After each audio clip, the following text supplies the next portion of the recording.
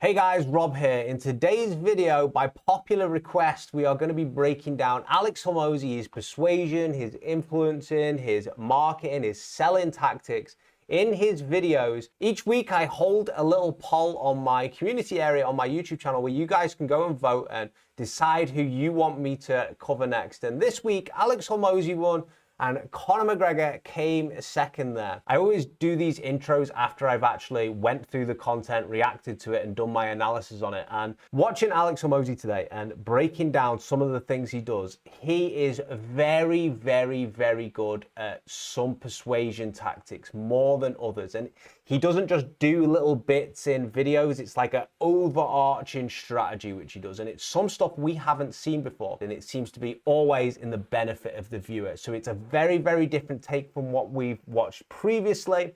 But I hope you guys enjoy this video. One thing that I love about Alex is what you're going to see next in the clip is he actually just outright tells you exactly what he's trying to do. And there's a lot of psychology around why this actually works, which is what we're going to go into next. Because if you deposit enough goodwill in there, it just starts coming back. And I know that sounds crazy, but like the amount of people that DM me are like, hey man, can I give you 10 grand for 10 minutes? I'm like, no, I don't do that. But the amount of times people inbound and they're like, hey, can I have you on my podcast? Can I have you on my stage? All these things are happening because you're not asking for anything. And it makes people feel uncomfortable. They're like, how can I buy something from you? And you're like, you can't. And I'm like, use the get to 3 million, then we can partner. So Alex Hormozi does something and he does it very, very well. He basically follows the law of reciprocity. And reciprocity is a persuasion technique / influencing technique / just a way humans are. And what it means is if someone does a favor for you, you feel the need to do a favor back for them. And we are being influenced by reciprocity at all times, we're just not really seeing it. What does it look like on a day-to-day basis? So say me and you go out for a beer, or if you drink coffee, we go out for a coffee instead. And what happens is I buy the first drink for both of us. So I go to the bar and I buy you a beer. And then what happens next is you will want to go and buy me a beer for the second round. That is reciprocity. So I've done a favor for you first and you feel that you kind of owe me that favor next. But it's not just the outcome which is happening there. This bit's important. It's the feeling that after I've bought you the initial beer, you start to get this nagging feeling within you like, I'm going to have to buy the beer next. It's my job to buy the beer next. It's this nagging kind of emotional feeling that you feel you're in debt to someone and you need to get them something back. That bit right there is reciprocity. And when it's applied to sales or, applied to branding, that actually increases their sales. Here's one of the most popular studies which looked into reciprocity, and it's the Coca Cola experiment. And essentially what happened here, I'm going to draw this for you just for ease of understanding. There were two groups of people, group 1 and group 2. The objective was to see which group of people bought more raffle tickets. And there was a person selling the raffle tickets to each group. Let's just call him, for this example, Joe. Now, before asking each group to buy a raffle ticket, Joe went and got a Coca Cola for himself. When he came back, he'd also just got the people in group 1 a Coca Cola as well. But he hadn't got the people in group 2 a Coca Cola. He came back empty-handed for them. Now, Joe asked each group whether they'd like to buy raffle tickets. Group 1 bought way more raffle tickets than Group 2. And interestingly enough, when Group 1 was asked if they liked Joe more than Group 2, they said they didn't. So basically, buying the Coca-Cola for Group 1 didn't make them like Joe anymore, but it made them feel more in debt to Joe, so therefore they bought more raffle tickets. So if we just scan it through Alex Hormozi's channel here, he's constantly saying, he does 85 million per year, 100 million per year, and he has nothing to sell you. His whole strategy is that he's giving you value for free, aka a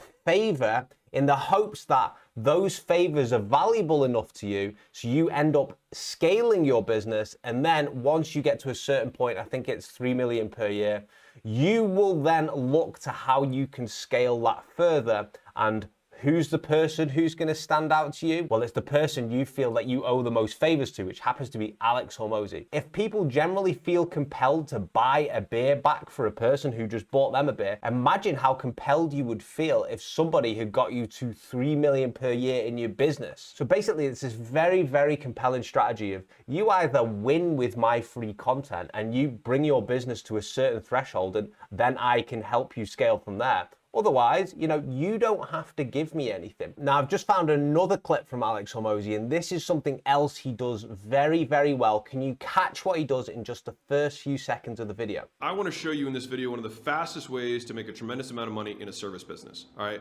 So right now, if you own a service business or any kind of business where you provide stuff, if you sell stuff, then this video is for you. Just so if you don't know me, my name's Alex Hormozi. I own acquisition.com. We do about $85 million a year in revenue. And this channel is just because a lot of people are broke and I don't want you to be one of them. Did you catch what he did there? By now, you've probably watched enough Alex Hormozi videos to understand what he did there. He gave a hook and established his authority straight away. He says, I do about $85 million per year, and I've essentially got nothing to sell you. And he said this in different variations over the start of his videos, and he does it for a specific reason. But basically, by establishing his authority there, you'll probably listen to him more. There's good psychology and studies which show that once we see somebody as an authority figure, we are A, more likely to obey and comply to whatever they say, but B, as well, more likely to listen to them. But it's a little bit more complicated than that, and I actually think he handles this very well. I don't know if he does it deliberately, but I've seen some of his stuff. I think he's probably smart enough to understand this psychology, so I assume he does. So what he does is he establishes his authority quickly, but then he moves very quickly off that topic onto the actual value of the video.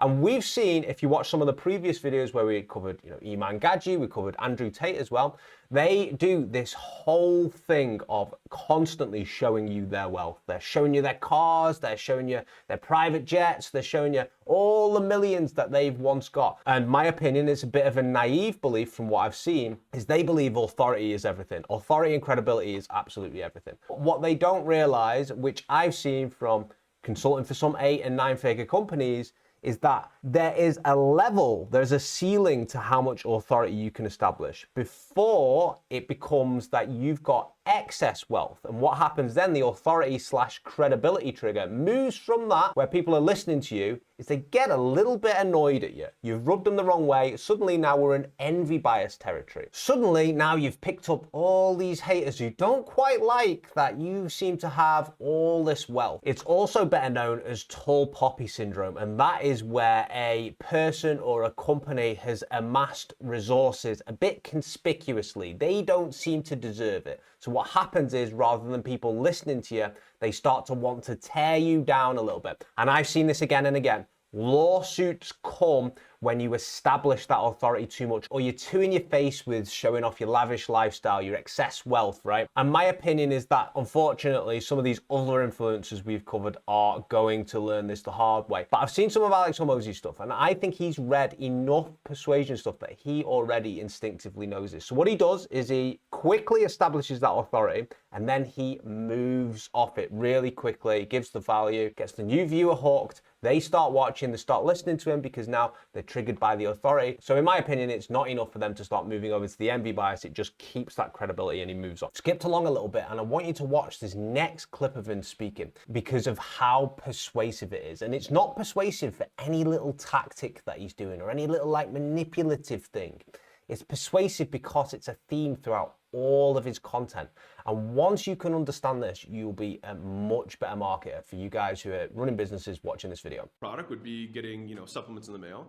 A digital product would be buying a Netflix subscription, right? That's where you're consuming a digital good. When you buy media, that is a digital good, right? You're buying eyeballs, right? If you're buying physical services, that would be like buying a massage. You've got digital services, which would be like a marketing agency, right? It would be a digital service, right? You're not buying something that's going to happen in the real world. You're buying something that's happening in the digital sphere, right? Third is access, where you've got physical access, which would be like concert tickets, right? You have access like to someone or to an experience of some sort.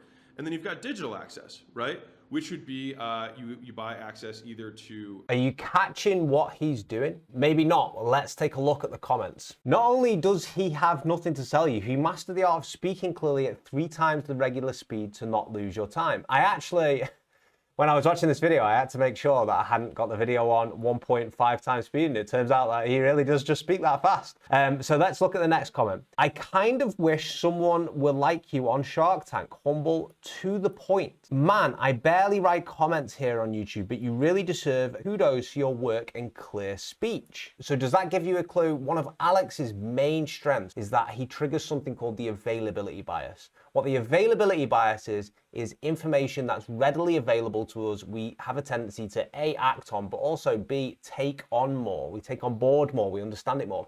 And he is very good at taking complex subjects and breaking them down, as you just watched him do there with his whiteboard, into very easy to understand things. And I understand that he has, a career in the gym industry where he was obviously a personal trainer there for a while. And he's obviously got that experience of taking things which might be quite hard to understand and making it accessible to the general audience. Now, this is so important. And the reason it's important is because the average human being actually struggles to understand complex things. I know that sounds really obvious, but look at this research. So the average reading age of the UK population is between 9 to 11 years old. The average reading age in the US is around about the same as well. And I'm going to tell you why it's so important in just a second, but that kind of makes sense.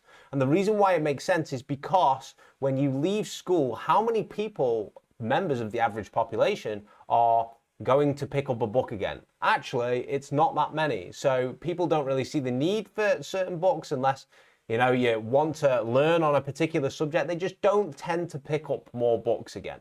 So their reading age basically stays the same as it was in school. Why is this important? Because when I started out in marketing, I thought the more complex information you put across, that more people will associate authority with you. I was actually completely wrong, because if people's reading ages are between 9 and 11 years old, that means their understanding level is probably between 9 and 11 years old. And Alex Hormozi knows this, and he takes complex topics and breaks them down into very, very easy, digestible, easy to understand bits of information that all of his audience get. And you can see it from the comments there, that they're all like, oh, your speech is so clear, I'm understanding what you're saying. So he's taking complex business principles that he's learned throughout his career and then turning it into easy to understand knowledge. This is the availability bias. We spoke about before that people who generally tend to rise to the top and have built huge audiences on social media, they all tend to have a very high verbal IQ. We've talked about Ben Shapiro in the past, who turns up to debates, and when he gives his answer, he gives it in this like bullet pointed format that just comes very quickly to him. We've seen on one of the previous videos I made, Andrew Tate, what makes him so effective is if you just look at his market and forget everything else, you can see that he's ultra persuasive on the fly, and he can take an interview with a news reporter and flip it on its head, and he's doing all these little persuasion techniques completely on the fly. Jordan Peterson, his strength lies in, extrapolating and taking an idea which has just come to him and then painting this whole other picture with it and going deep on psychology on it. Alex Hormozi, also very, very high verbal IQ. But his strength, I believe anyway, lies in the fact that he can take super complex information and quickly make it very simple for the viewer to understand. Another technique which he does, again, very, very well is authenticity. I'm gonna let you watch a clip of him being authentic next, but then I'm going to talk a little bit about how he does it different than most people online. And that's basically the reason why it's so effective. So I went from like 6 gyms, turnaround business, all this stuff to $1,000. And I was like, this sucks. And Leila had just got 6 of her friends to quit their job to come do this turnaround business with me. And they were starting 2 days later from the 24th. So the 26th of December. Because I planned on getting this 100 grand in and then being able to launch 6 gyms about. It was $3,300 a day. $3,300 a day that I did not have. And so I still had a credit card that had a limit on it. And so I'm at her parents' house in an extra bedroom, having lost everything. And my one Hail Mary play of this launch, the money did not come through. And I was like, I think you should leave me. Damn, what a powerful video talking about his failures outright. So the reason why this works for him, and it often doesn't work for other people, is authenticity almost gets thrown around like a bit of just a buzzword now. So I saw something which was probably one of the cringiest things I've ever seen in my life. And I saw it on social media. This is a few years ago. And it was when the war in Ukraine was kicking off and it was kind of rumbling a little bit. And I saw a coach. This is a big name coach. They have a lot of followers. So if I said the name, some of you guys would probably know. but I'm just going to keep the name out of it, right? And this person in their marketing, in their bio, is about like how I build businesses using authenticity. And she made this like post just at the start of this conflict. And basically the post was two pictures side by side, one with a normal face and the other one with like a makeup smudged everywhere and her crying. So I read the caption of this post and it was like, this is the before and after of me seeing all the heartbreak that's happening in Ukraine at the moment. Lives are being lost, right? And I sat back and I thought to myself, you have planned what you wanted to talk about, set up a camera, taken a photo of yourself before you started crying, and then afterwards taken a photo of yourself after you started crying, and then thought, I'm gonna post this to social media now because this shows I'm authentic, which perhaps is the least authentic thing I've seen a person do. And I cringed when I saw that. And all of her followers are singing her praises, but make no mistake about it, even though it looked like her followers were singing her praises and saying, you know, this is such a powerful message, there will be a lot of business that she lost because of that. Because people over time have started to pick up on fake authenticity. And authenticity is now a marketing buzzword that if you just be authentic on camera or, you know, tell a made up emotional story or, you know, take some sort of thing and show that you're, you know, using your emotions, you will get a following. But the problem is like this is now weaponized and it's done so much that it's almost lost its effectiveness. But when somebody comes through and actually uses authenticity and talks about specific scenarios in which they failed, right, then has a different impact. It's almost the same thing, but it's way more powerful when it's real. And people over time have learned to be able to see right through this stuff of where it's fake authenticity and where the viewer feels like manipulated that somebody is actually trying to get a reaction out of it. But Alex doesn't do this. He uses real authenticity, and he does it by just talking about his experiences and his emotions and what he was feeling at the time and the failures that he was taking on board. And you can't really argue with that, which is exactly why it's so effective and people buy into his character and buy into his mission and what he's trying to do and listen to him. Listen, guys, there's a reason he's got to the top on a lot of these areas, because he does the basic things very, very well, in my opinion, from looking at some of the other influencers in a non-manipulative way. And something which amplifies the authenticity is he takes that authenticity and blends it into this storytelling. So rewind a handful of years ago, I was sitting on my balcony, I was 22 years old, and I was staring out over this condo that I had purchased because the job that I had paid me well. And I was looking over the city of Baltimore, and I thought to myself, is this it? And this was a rock top and rock bottom moment for me specifically, because at that time I had graduated in 3 years from Vanderbilt, magna cum laude. I was president of all these things while I was at school. I got a good consulting job, and I had saved almost $50,000 at that point. And I had this condo that was increasing in value, and I saved pretty much everything minus my mortgage. And as I was looking out there, all I could think to myself was how I hated my life and how I hated my job. And I just didn't, I felt so empty inside. And I was so depressed that I really, every day I would consider as I was driving, like, what if I went into the other lane and just like things would end? And so I don't know where you're at in your entrepreneurial journey, but I kind of wanted to answer one of the questions that I get most frequently, which is, you know, when should I quit and start my own business? And so I think a lot of it depends on you specifically and self-awareness. And I'm gonna talk about skill set in a second. But so how much less effective would this story be if he just dealt with it in a very logical way and explained it to the viewer in a very logical way?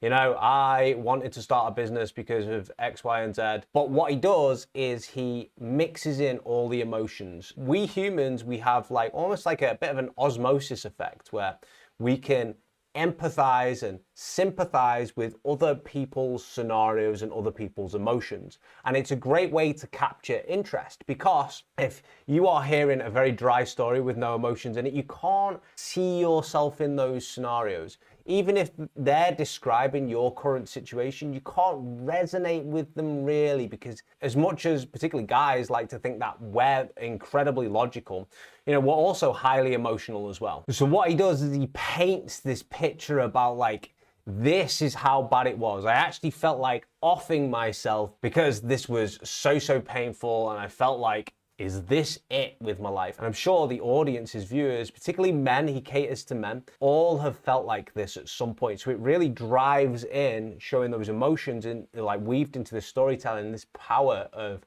authenticity as well. And you can see, obviously, Alex absolutely caters to guys. That is his niche, right? He's a big, jacked, rich guy who has a wife, right? Who can get anything he wants with his money. So before he's even started talking, men have already made an assessment of him, looking at, who he is, and thought to themselves, almost a role model.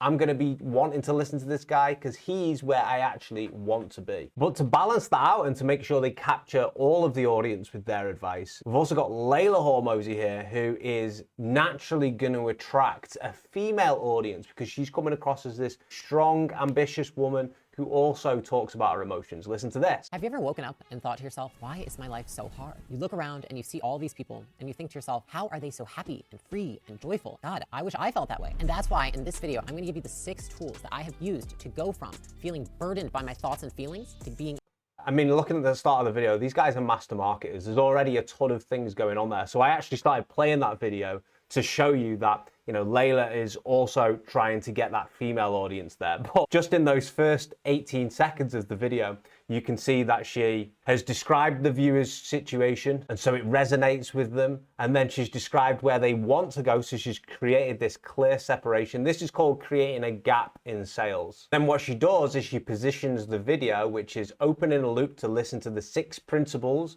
She positions that as the vehicle to bridging that gap, which is exactly how sales work, right? You have a problem and you want to get to some sort of desired outcome and you need the solution for it. She's positioning the video as the solution. Both these guys are master level marketers and they complement each other. They handle each of the different areas which, they've got their own strengths in. And we can see they cater to different audiences. Well, the same interests of the audience, but cater to different branches of them. I've heard Grant Cardone talk about before that because his content was so, headstrong and he's kind of like kick down doors type of sales guy. He figured that he wasn't actually resonating with families and people who, maybe don't want tons of wealth, but instead they want the idea of taking care of their family. So what he started to do was, believe it or not, bring in his family, and his kids into the videos as well. So that would start resonating with that part of the market. Now, what I want to do next is cover perhaps the most important part of how they market, how they sell, how they persuade as well. And that is timing. When Alex Hormozi actually started to increase in terms of search popularity, started at about 2021. Now this is a very, very important stage because for the past few years, the make money online space has got increasingly competitive. And at this time, people started to get used to all these make money online gurus, how they're all starting to look the same, how if you took their course, it's actually a copy of somebody else's course. I took Sam Ovens' course, must have been some good years ago now. And then I took a few different courses afterwards to try and solve some other problems. And the courses I took, I was like, these guys have literally just copied Sam Ovens' course, word for word almost in some areas, copied the mindset section, copied the niche section. They've just basically rehashed it. So you've got people who are making money by just rehashing information. And then the second part of that as well, people who are starting to get really, really fed up of being baited and switched into paying for something. So they would think they're getting all this free value. And then suddenly it's to unlock the next level of free value here, you gotta pay me 10 grand, right? And so people were getting very, very sick of this. So timing is hugely important because he started to get popular. I would estimate, this is completely anecdotal, the height of this pretty much happening. So what happened was you've got this guy who's coming out who is saying, hey, look, I've got nothing to sell you, but I've built a $100 million company and these are all the tips and techniques that I've learned from it. And then suddenly people found this fascinating because he was the right person with the right skill set, delivering in a particular manner to an audience at the very right time of this. And then he rode the trend up. And this explains a couple of reasons about how some people make it big in the online space and how they build up giant audiences as well. Timing is so important. If you look at Andrew Tate, when he started to rise in popularity, it was halfway through lockdowns and things like that. But if he would have tried to come out with some of the aggressive takes he had on, men's problems and, women and the matrix and how to build wealth 10 years earlier, it probably wouldn't have been very effective at all. So timing is everything. Because if you think about it, 10 years earlier, there wasn't as much basically of a momentum of guys looking into guys' rights now, and they felt like the seesaw had went like this and went completely the other way in terms of equality for men. Also, he wouldn't have been able to talk about the Matrix and things like this because of everything that happened throughout the...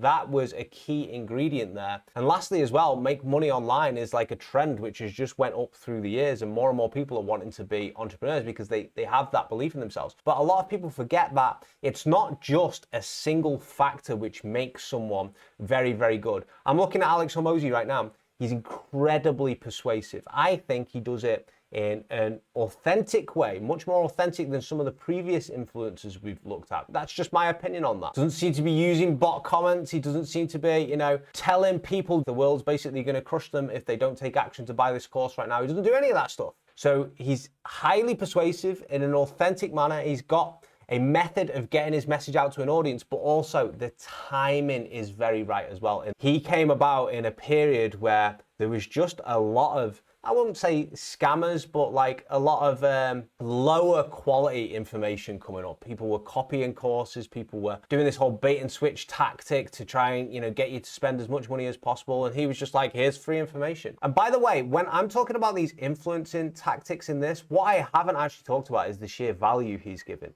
I'm just staying pretty much on the persuasion principles. And I think sometimes people watch these videos and they're like, yeah, but you're not actually listening to the message. You're just commentating on the persuasion stuff. But like, I know the message is effective and is received by the general population or the audience, because they wouldn't have an audience without it. So like, when I make these videos, it's kind of a given that the information is valuable to some people, right? I don't feel like I need to explain this. His information is obviously incredibly valuable, but what I'm doing is I'm showing some of the things which these guys are perhaps doing and not saying. So that's my opinion on Alex Hormozi.